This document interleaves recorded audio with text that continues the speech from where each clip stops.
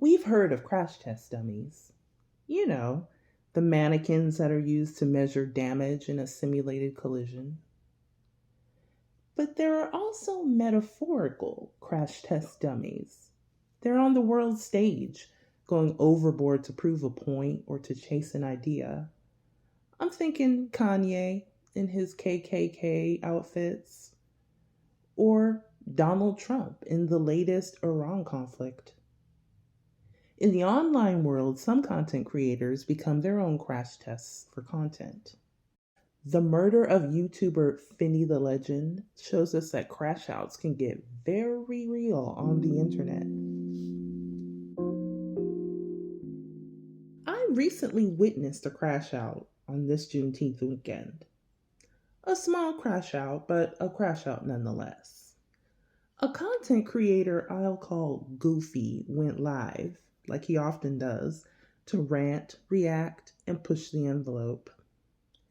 I'm referring to him as Goofy, not just because it's his favorite insult to hurl at others, but also because it reflects the absurdity of his existence online.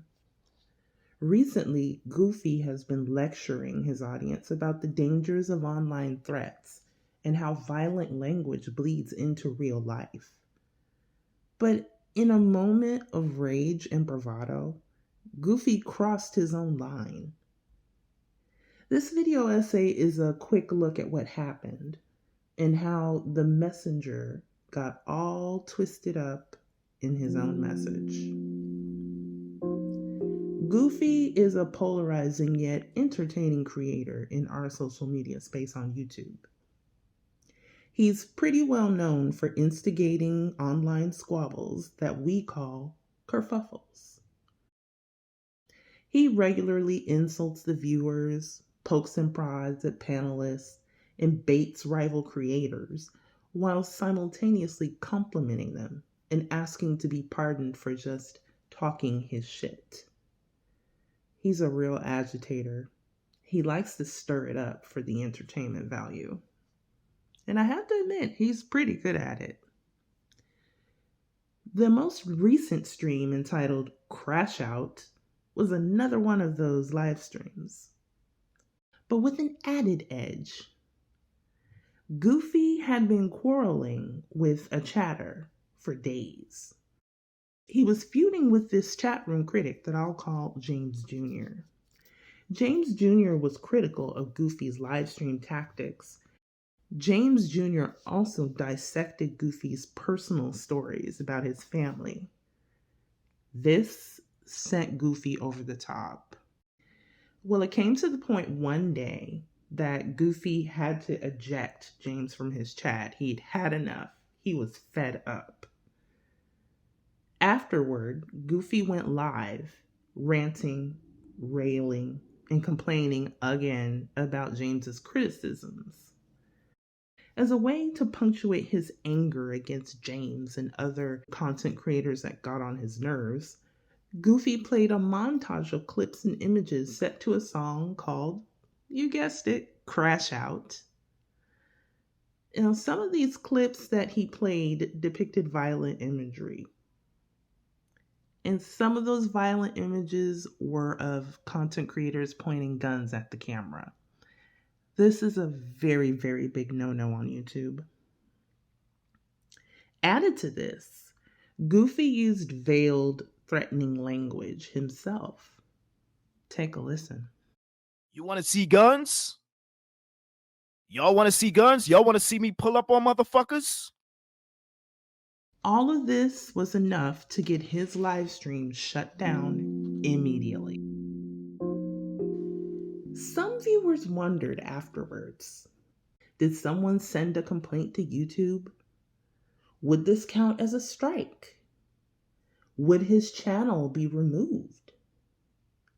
Goofy very quickly posted a message for his viewers indicating that YouTube had removed the live stream video, but it was without further penalty to his channel. Goofy was lucky this time. I couldn't help but wonder, though, about 3 issues. Number 1, Goofy's hypocrisy. For weeks, he agitated the community as a forceful voice of reason.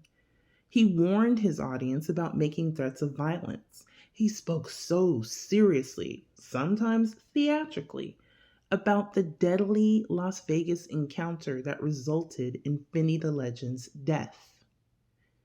He retold a story of overhearing talks of death against his life, and this was very upsetting to him.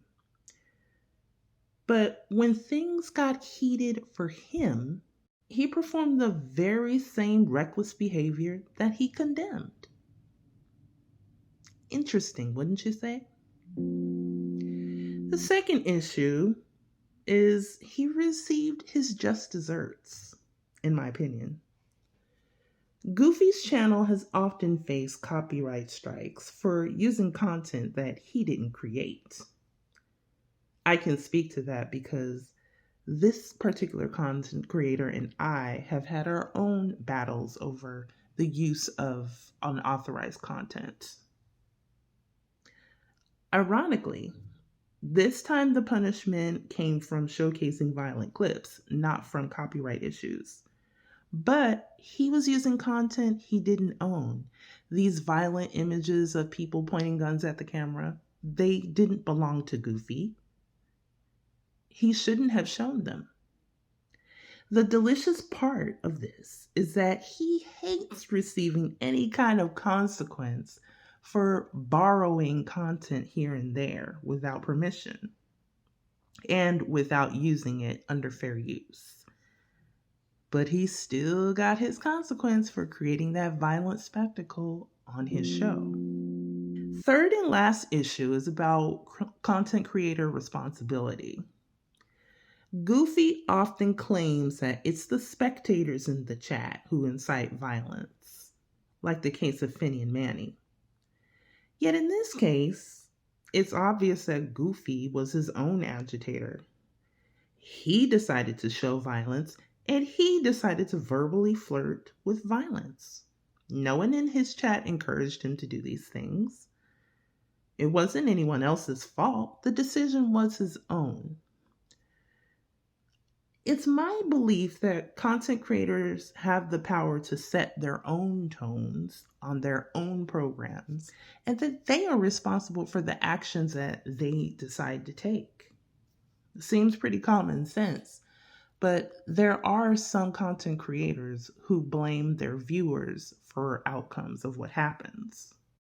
When content creators feed the fire themselves, they're setting everyone up to get burned, including themselves. Now, in conclusion, hindsight is always 2020. It's easy to sit and point the finger and say, shoulda, woulda, coulda, kind of like a Monday morning quarterback or something like that. What happened to Goofy's channel, it wasn't that big of a deal, but I found the circumstances to be so perfect for this content creator. Goofy warned others about rage and instigators of violence, yet he was the one that caused it for himself. He brought it on himself and his channel. He was mocking the crashout epidemic, only to become his own crash test dummy.